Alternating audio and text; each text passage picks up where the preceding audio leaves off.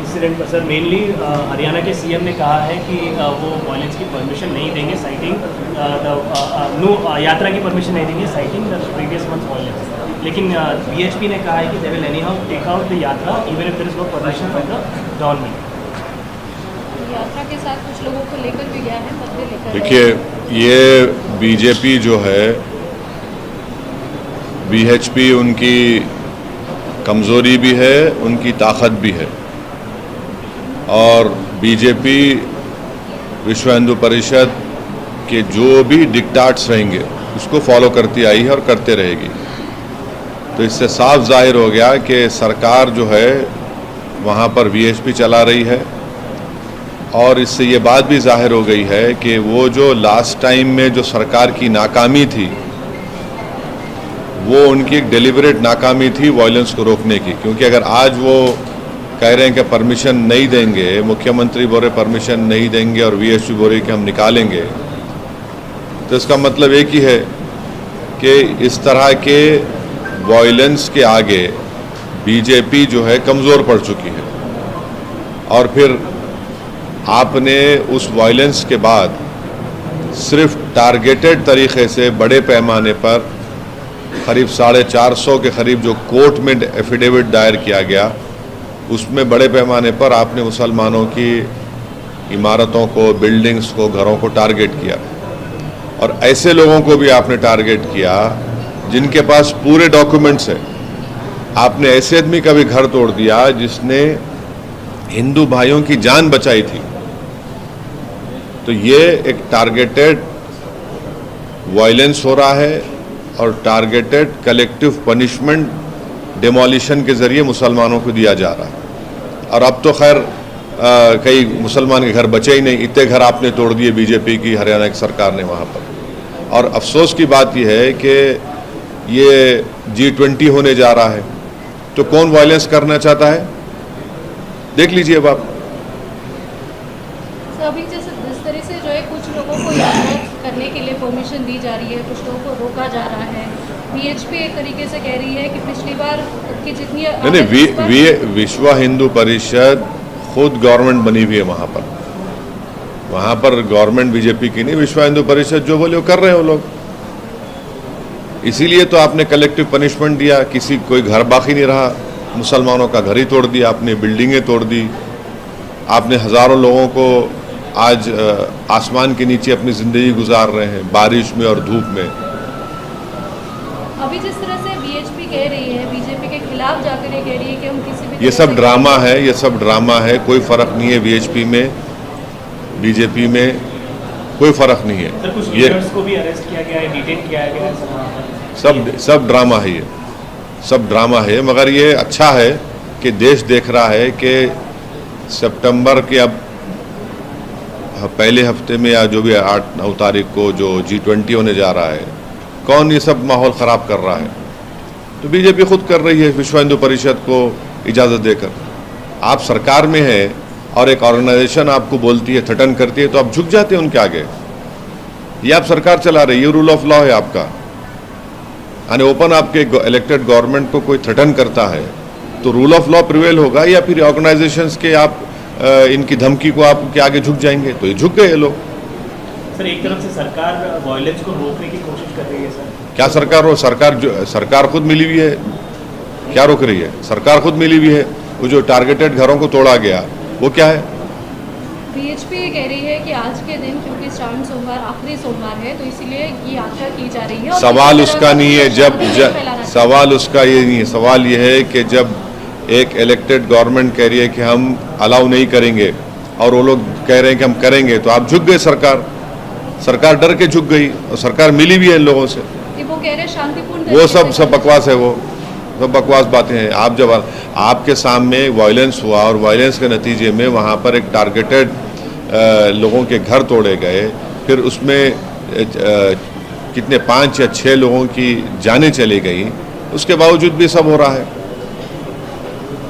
अभी कांग्रेस के बारे में भी होम मिनिस्टर कह रहे हैं कि पिछली बार जो हुआ था हिंसा उसके मैं किसी और पार्टी के बारे में नहीं बोल सकता, वो बोलेंगे अपने बारे में। सर लेकिन आप कैसे देखते हैं कि जो इन्वेस्टिगेशन हो रही है, जिस तरह से होम मिनिस्टर ने कहा कि इन्वेस्टिगेशन देखिए, जो मस्जिद के इमाम को लोग मस्जिद से निकालकर उनकी मॉब लिंचिंग करके उनका मर्डर कर दिए, क्या आपने उनके घर को तोड़ना छोड़िए, क्या आपने बुलडोजर भिजाया उनके घर के पास?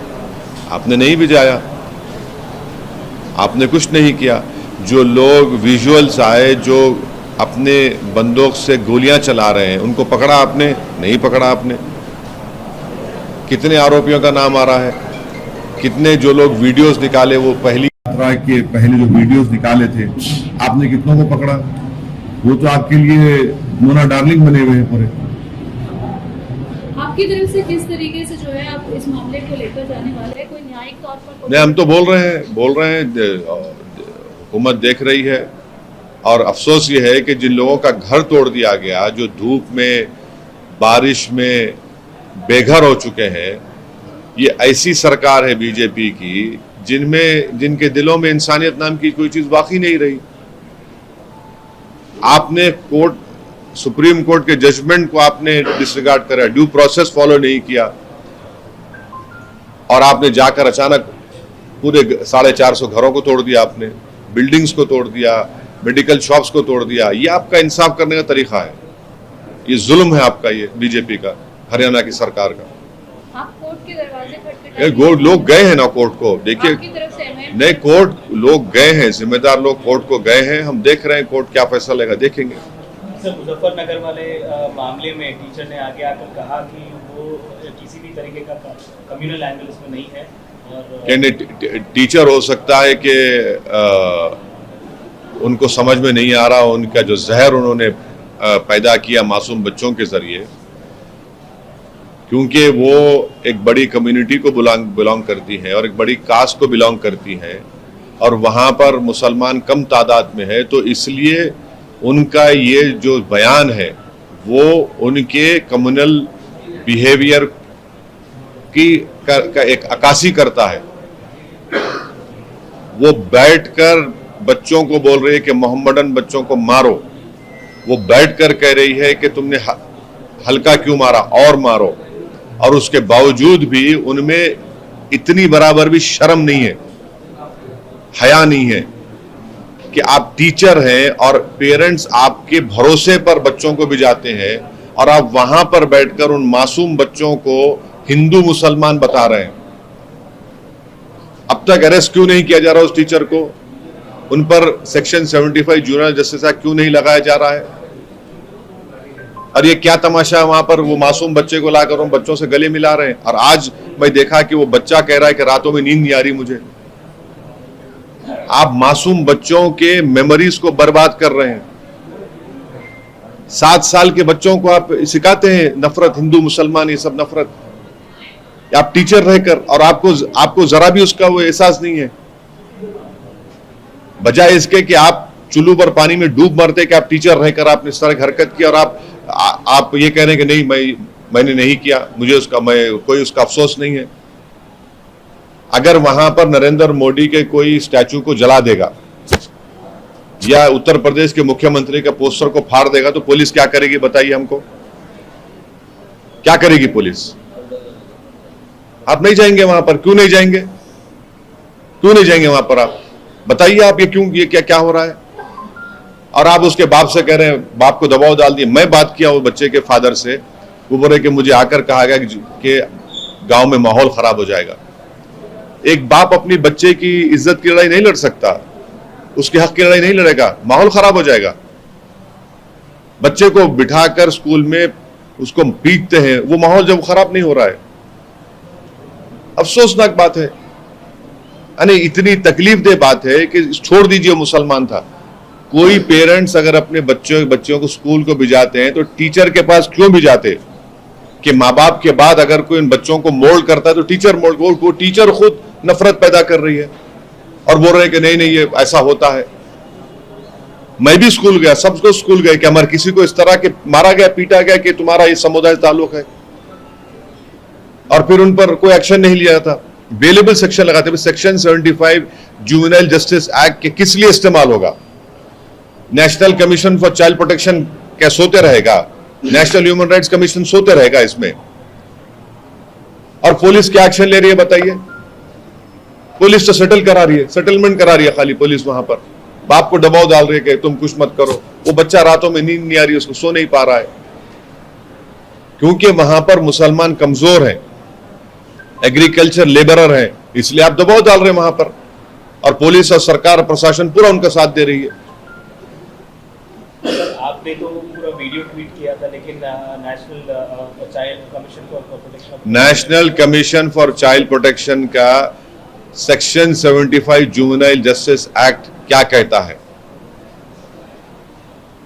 राइट टू एजुकेशन का सेक्शन पढ़ लीजिए क्या कहता है। वो टीचर में कोई रिमोर्स नहीं है, कोई रिमोर्स नाम की चीज नहीं है। और पूरा एडमिनिस्ट्रेशन, पूरा उनके लोग, उनके समुदाय के लोग पूरा उनकी मदद कर रहे हैं। अगर वो बच्चा मुसलमान नहीं होता, कोई और समुदाय का होता या कास्ट का होता तो क्या होता अब तक? क्या उसके माँ बाप का घर नहीं तोड़ दिया जाता? क्या उस बच्चे को ले जाकर आप चाइल्ड होम में नहीं डालते? ये इंसाफ नहीं, नाइंसाफी की मिसाल है। यही हो रहा है और यही होता रहेगा। और सबसे बड़ी तकलीफ अगर उठाना पड़ रहा है तो भारत के मुसलमानों को, और जब तक वो समझेंगे नहीं इन बातों को और अपनी पॉलिटिकल लीडरशिप नहीं बनाएंगे, ऐसे ही नाइंसाफी होते रहेगी। फायदा कैसा? वाकई थोड़े दिन मिलेंगे, मगर उस बच्चे के तो मेमोरीज हमेशा के लिए खराब हो गए ना। जो साइकोलॉजिकल इंपैक्ट उस पर पड़ा होगा बच्चे के ऊपर, वो कोई उसको महसूस ही नहीं कर रहा है। सर, बच्चे के पिताजी ने मीडिया से बात करते हुए कहा कि आपसी कॉम्प्रोमाइज हुआ है। एक बात सुनिए, अगर किसी और के बच्चे को मारा जाता और जाके बोलते कॉम्प्रोमाइज करो, तो बाप कॉम्प्रोमाइज कर लेगा, क्योंकि वो कमजोर है। वहां पर वो एग्रीकल्चर लेबरर हैं, डरे हुए हैं, और उस बाप को मालूम कि योगी की सरकार में मुसलमानों को इंसाफ नहीं मिल सकता। उनको सिर्फ बुलडोजर मिलेगा, या फिर एनकाउंटर मिलेगा, या फिर जेल मिलेगी। आप ये, अरे बाप बोल रहा है तो पुलिस सुन लेगी। तो ठीक है, कल से कोई भी किसी भी बच्चे को मारेंगे और फिर बोलेंगे नहीं बाप कंप्लेन नहीं करेगा तो हम एक्शन नहीं लेंगे, मत देंगे। सके होगा क्या? 7 साल के बच्चे को सिखाएंगे आप हिंदू मुसलमान? उन पूरे स्कूल में बच्चे क्यों हैं फिर वहां पर? इसका इंपैक्ट जो पड़ रहा है ना, पूरे देश में पड़ रहा है, पूरे हर जगह पड़ रहा है। अभी बीजेपी की तरफ से बात आ रही है कि जिस तरीके से यहाँ पे माइनॉरिटीज को भी पैसा 1 लाख रुपए जो है वो सबको दिया जा रहा है, उनका ये कहना है कि इंसाफ की बात को क्या आप कह रहे हैं? वो कह रहे हैं कि प्रधानमंत्री की कई योजनाओं को जो है हर किसी को दिया जा रहा है, तो इसीलिए ये देखिए ऐसा है ना कि बीजेपी जो है डेलिबरेटली आधी सच्चाई बोलती है, आधी और पूरी झूठ बोलती है। क्या तेलंगाना में बैकवर्ड क्लास के हमारे हिंदू भाइयों को प्रोफेशन की बुनियाद पर ये सेम स्कीम नहीं दी जा रही है? बराबर दी जा रही है। झूठ बोल रहे हैं वो लोग बीजेपी वाले। दी जा रही है, बिल्कुल दी जा रही है। प्रोफेशन की बुनियाद पर जो नाई है, जो मिस्त्री का काम करते हैं, दिया जा रहा है। ऐसे कई 10-12 प्रोफेशन आइडेंटिफाई करे, उसमें भी दिया जा रहा है। क्यों नहीं दिया जा रहा है? अब आप नहीं, अरे आपको दिया जा रहा है ना, माइनॉरिटीज को दिया जा रहा है। माइनॉरिटीज धर्म आ रहा है क्या? आर्टिकल 30 माइनॉरिटी धर्म है? माइनॉरिटीज फाइनेंस कॉर्पोरेशन दे रहा है माइनॉरिटीज को, तो उसमें धर्म कहां से आ रहा? आर्टिकल 30 में नहीं है क्या? क्या नेशनल माइनॉरिटीज कमीशन जो बीजेपी का चेयरमैन है, उसमें कौन माइनॉरिटी नहीं लिखा हुआ है जिसमें मुसलमान है, क्रिश्चियन है, जैन है, सिख है? तो माइनॉरिटीज को मिल रहा है, ये कौन सी बात है? एक बात जो है INDI की तरफ से जो है बात ये आ रही है कि जो बीजेपी के साथ यानी कि एनडीए के साथ नहीं है या उनके गुट के साथ नहीं है, वो सारे कहीं ना कहीं बीजेपी के साथ। हाँ, वो जॉर्ज बुश के बेटे हैं पूरे। ये हाफिज जी का नहीं, ये जॉर्ज बुश के बेटे हैं, जॉर्ज बुश के परिवार के हैं। जॉर्ज बुश ने भी कहा था कि आप हमारे साथ हैं या दुश्मन के साथ हैं। तो लगता है कि जॉर्ज बुश के जानशीन है पूरे के पूरे ये लोग। और ये लोग एक दुकान चला रहे हैं, ये दुकानदार हैं कि इनके पास जो आएगा दुकानदार उनको बोलेगा अच्छा है, जो उनसे दूर रहेगा वो कम्युनल है। और एक चौकीदार हैं जो नेशनलिस्ट सर्टिफिकेट बांटते हैं, और दुकानदार जो है, जो साहूकार बन के बैठा है, हमारी बर्बादी का बाइस बना है, वो कहेगा कि अगर हमारे पास आ जाओगे दुकान को तो तुम अच्छे हो जाओगे। ना तुम्हारी, हमको ना दुकानदार की जरूरत है, ना ये चौकीदार की जरूरत है। इंशाअल्लाह ताला इस देश में चौकीदार को बैठाएंगे, दुकानदार की दुकान ही बंद होगी। एक तीसरा गुट बनने की संभावना बहुत है, बहुत है। मैं तो बार बार हमारे तेलंगाना के मुख्यमंत्री से कह रहा हूं कि उनको लीड लेनी चाहिए, और ऐसे कई पॉलिटिकल पार्टीज, ऐसे कई बड़े बड़े पॉलिटिकल लीडर्स हर स्टेट में वो तैयार हैं। और अगर चीफ मिनिस्टर केसीआर लीड लेंगे तो मैं समझूंगा कि बहुत सा इसमें काम हो सकता है। अखिलेश यादव जी आ सकते हैं क्योंकि वो केसीआर साहब से भी मिल रहे हैं, फिर आईएनडीए में वो उनसे पूछिए, वो तो हर जगह जाके बैठ रहे हैं, वो यहाँ भी बैठते, वहाँ भी बैठते, हर जगह चले जाते बेचारे। वो कौन है आपके साथ में जो आपको लगता है? अल्लाह है हमारे साथ। नहीं, दो पार्टी नहीं, हमारे सुनिए, हमारे साथ अल्लाह है, हमारे साथ वो अवाम है जो जालिमों के जुल्म को नहीं सहने वाली है, हमारे साथ वो अवाम है जो मजलूमों की तकलीफ को समझती है, हमारे साथ वो अवाम है जो इस देश को, डाइवर्सिटी को प्रोटेक्ट करना चाहती है। दो पार्टियां क्या एक सर आप लगातार बोलो नहीं बोलो। नहीं, मैं ये पूछ रही थी कि आप सिर्फ दो पार्टियां हैं तो नहीं, दो पार्टी एक गुट बड़ा बन जाएगा। क्या बड़ा बनेगा? क्या बड़ा? कौन सी पार्टियां हैं जो आपके साथ आ सकती हैं? अरे बहुत आ सकते, देखिए अभी बहुत आ सकते। उदाहरण के तौर पर अरे बहुत आ सकते। आप अभी ठहरिए ना, अभी तो खेल शुरू हुआ है। सर आप कई बार बीआरएस की स्कीमों की तारीफ की है, सर दलित बंधु हो या फिर जो भी फार्मर के रिलेटेड हो। परसों ही एक स्कीम का ऐलान किया गया बीसी के लिए, कांग्रेस पार्टी की वजह से सर, तो 12 लाख देंगे दलित लोगों के लिए, कई सारे रिजर्वेशन की भी उन्होंने बात की। हाँ, तो ऑलरेडी केसीआर दे रहे ना 10 लाख, आप 2 लाख बढ़ के देने की बात कर रहे हैं। अब उन्होंने भी कर रहे थे, ऑलरेडी वो स्कीम लाने वाला केसीआर है ना दलित का, वो लोन माफी के स्कीम का भी लाने वाला केसीआर है। आप तो कॉपी कर रहे, कट एंड पेस्ट जो बोलते वो कर रहे आप। वो बोलते ना कि नकल और चोरी करने के लिए भी अकल चाहिए, वो भी नहीं है बेचारों के पास। अब वो कट एंड पेस्ट जो आप कर रहे हैं, आप उन्होंने ऑलरेडी कर दिया, उन्होंने अंकल कर दिए, उन्होंने ऑलरेडी स्कीम ला लिया, उन्होंने अंकल केसीआर जो है वो कर दिए ना। अब आप उसको ही देखा देखी कर रहे, आप है क्या आपको? तो इसका मतलब आप उनके पीछे चल रहे। तो अब जो आदमी स्कीम लाया, लोग उसका साथ देंगे या जो इन्होंने नई बात तो कर रहे, उन्होंने वही बात कर रहे। जिसको पैसे मिल रहे, जिसके पास लोन माफी हो गया, उसके अकाउंट में किसानों के पैसे जा रहे, तो आप तो वो कर रहे, देखा देखी कर रहे, कॉपी कर रहे, आप पूरा नया कुछ है ही नहीं आपका ने। तो इस वास्ते वो जो उर्दू में कहावत है कि नकल करने के लिए भी अकल और सलीका चाहिए, वो भी नहीं है आपका ने। सर कल यहाँ पर अमित शाह जी आए थे, आपका काफी जो नाम लिया सर उन्होंने, साथ में बीआरएस कांग्रेस को 4G, बीआरएस को 3G, आपको बीआरएस को 2G और आपको 3G, 3 जनरेशन से आने वाली पार्टी कहा कि यहाँ पर मोदी जी आने चाहिए, यहाँ पर कमल खिलना चाहिए, तो फिर से वही। हाँ, वो देखेंगे चुनाव के नतीजे के बाद बात करेंगे, ये 4G जीतेगा या फिर आपकी पुरानी लाइन जीतेंगी, देख लेंगे, आप मालूम होगा। अच्छा सर, मुंबई में जो इंडिया अलायंस की बैठक, मैं उस पर नहीं बोल सकता। नहीं, उसमें छोटी पार्टियों को बुलाया गया। नहीं, मेरा ताल्लुक ही नहीं है मेरा उससे। आपको इनविटेशन? नहीं, मैं कई बार मरता हूँ, बोला ताल्लुक ही नहीं है उससे, मेरा ताल्लुक ही नहीं है। मेरे क्या करना? हाँ, अब टाइम है, बहुत है, जब टाइम इलेक्शन जब आएगा, जब टाइम जब करेंगे। अब हम अपने टाइम से करेंगे भाई, हर कोई क्या वो करेंगे, अपने टाइम से हम करेंगे। हर कोई इस बार जल्दी लेकर आ रहा है ताकि वो ग्राउंड लेवल पे जा सके। देखिए ऐसा है, आप लोग दारुस्सलाम को माशाल्लाह से हफ्ते में 2-3 दिन आते, यहाँ पर हमेशा आपको इलेक्शन का माहौल दिखता, पब्लिक आती, काम लेती हमारे से।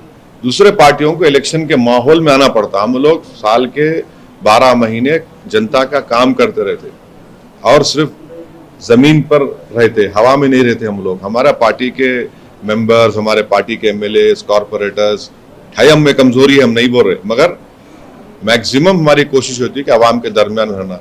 जिसका इंतकाल हुआ हम नजर आते, बच्चे का हकीका है वो नजर आते हम लोग, बच्चे को मिठाई खिला रहे वो नजर आते हम लोग, फिर आप दवाखाने में मॉर्चरी में जो हम नजर आते, राशन कार्ड में हम नजर आते, पेंशन स्कीम का गाइड कर रहे हैं वह हम नजर आते, ट्रांसफर है तो हम नजर आते, हर जगह पे हम नजर आते आपको। वो कोई पॉलिटिकल पार्टी नजर नहीं आती, अब खाली आप इलेक्शन में आते पॉलिटिक्स नजर आते।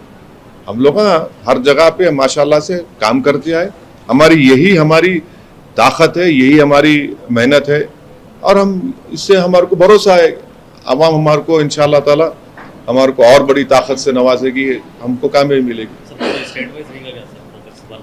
अब अरे भाई आपको इतनी जल्दी कहीं को फिक्र है? आपको ब्रेकिंग न्यूज मिलेंगी जब मिलना है मिलेंगे। अब क्या है? असद साहब, आप बाकी राज्यों में भी जा रहे हैं अपने आप को विस्तृत? हाँ, अभी जा रहा हूँ, मैं परसों जा रहा हूँ, रांची में बाई इलेक्शन है, मैं जा रहा हूँ, लड़ने जा रहे हूँ रांची। जब आप अपने आप को विस्तृत कर रहे हैं तो बीआरएस तक ही आपकी दोस्ती क्यों है? बाकी पार्टियों के साथ क्या आप नहीं जाना चाहते या फिर देखिए ऐसा नहीं, ऐसा देखिए, जो हमसे दोस्ती करना चाहेगा तो हम दोस्ती करेंगे, और दोस्ती का मतलब ये है कि आप अमन को बरकरार रखिए, स्टेट प्रोग्रेस करना चाहिए, किसान खुश होना चाहिए, इलेक्ट्रिसिटी मिलना चाहिए, गरीबों को पूरा सोशल बेनिफिट का जो वेलफेयर का स्कीम से मिलना चाहिए, वो होता, वो हो रहा है यहाँ पर। अब दूसरे हमको दोस्ती नहीं करना चाह रहे तो हम भी ना, हमारे को जरूरत नहीं है। अब क्या मैं बोलते रहूं वो मैं दोस्ती करना चाह रहे हम करेंगे, नहीं कर दुश्मनी करना, मुखालिफत करना चाह रहे करिए, मगर दोस्ती कोई करेगा तो हम करेंगे, नहीं करना चाहे तो हमारा क्या फर्क पड़ता? कोई दोस्त नहीं मिला था? अरे देखिए, इतनी जनता हमारी दोस्त है, हमारा कोई दुश्मन नहीं है। नहीं, हमारा कोई दुश्मन नहीं, हमारे दोस्त ही हैं, पूरे दोस्त हैं हमारे। Okay, thank you.